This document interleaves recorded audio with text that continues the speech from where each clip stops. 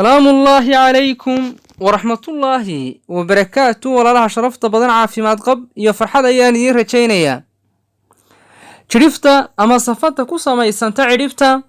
وأهرين أي كنتو سكين دراينسكا أما لاغوس موستشر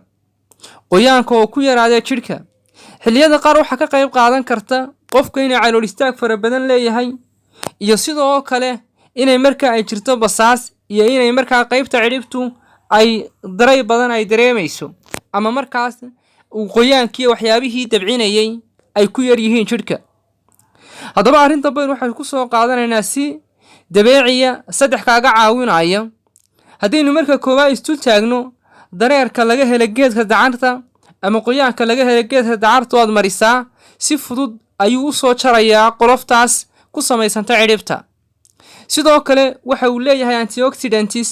oo hadii ay nabar jiraan uu ku dhayaa oo waxa uu ka ilaalinayaa inay meeshaas ay dhibaato ay ku timaado ama wixii infection iyo waxyaabo noocaas inay meesha ay ka kacaan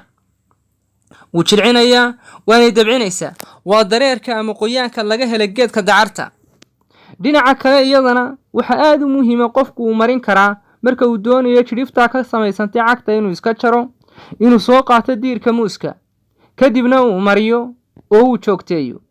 taasina way kaga jari kartaa inay markaas qoloftaas cirifta fuushay inay ka godo laakiin xilliga aad marinayso diirka muusku waa habeenkii marka aad sii seexanayso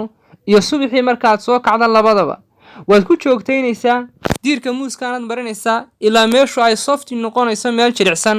isla markaana qoloftii ka kacday ay ka dhacdo oo ay dabacsanaanayso jirka la mid noqonayso dhinaca kale waxa kale oo iyadana lagu daweyn karaa ama qolofta jirka lagaga saari karaa gaar ahaan qaybta ciribta qofku isticmaalo coconut-ka qumbaha qaybtiisa cad inuu soo qaato kadibna uu mariyo oo uu xogaa ku daliigo isagoo ku masaajaya ciribta iyaduna waxa ay samaysaa marka qumbaha qaybtiisa cad aan laga tuujin saliidda inay softinaanka iyo dabacsanaanta maqaarka inay badiso sidoo kale inay qoloftu ay jilicdo oo ay ka soo dhacdo meesha arinta afraad ee ka caawin karta waa inuu qofku inta badan uu qaato kabaha buurka ama kaba xidhan inuu qaatana way ka caawin kartaa oo way jilcinaysaa afartaasiba waa afar ka saaraya inaad qaybta safanta ama qolofta ka samaysanta ciribta inay jirkeena ay ka baxdo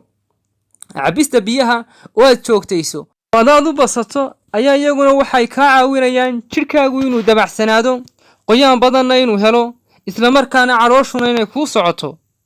arintan safanta loo yaqaano ama jiriftan inta badan ku samaysanta qaybta ciribta ayaa waxa ka qayb qaadan kara environmental factorieska dhaxanta iyo qabowga iyo qofku inta badan hadba sida uu daryeelo ama daryeelka uu ku sameeyo lugtiisa intaas ayaynu ku soo ururinayna la sii wadaaga bulshada kale inuu jecel lahayn inay muuqaaladeena ku soo xidhmaan. Assalaamu calaykum wa rahmatullaahi wa barakaatuh.